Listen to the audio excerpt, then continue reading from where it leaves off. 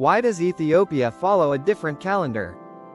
Imagine waking up one morning, checking your calendar, and realizing that you're in a completely different year.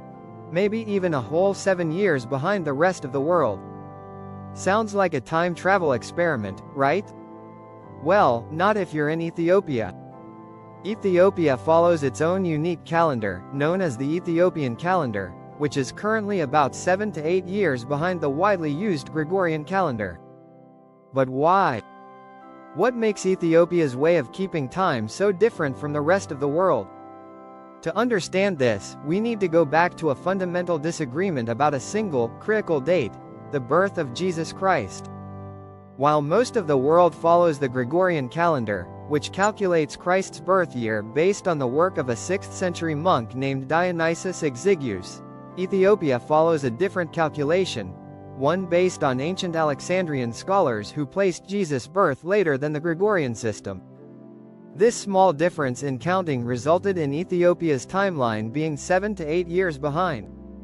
But the uniqueness doesn't stop there. Unlike the 12-month system most of the world uses, Ethiopia follows a 13-month calendar. 12 of these months have exactly 30 days, and the final month, called Pagum, has 5 days, or 6 in a leap year. This extra month plays a vital role in Ethiopian tradition, often linked to spiritual purification. And then there's the time system. Ethiopians also tell time differently. Their clock starts at sunrise, not midnight, meaning what the rest of the world calls 7 a.m. is actually 1 o'clock in Ethiopian time. This makes sense in an agrarian society where the sun, not an arbitrary number, dictates daily life. Despite globalization, Ethiopia proudly sticks to its ancient calendar, using it for official and religious purposes. So if you ever visit, don't be surprised if the locals tell you your year's younger than you thought.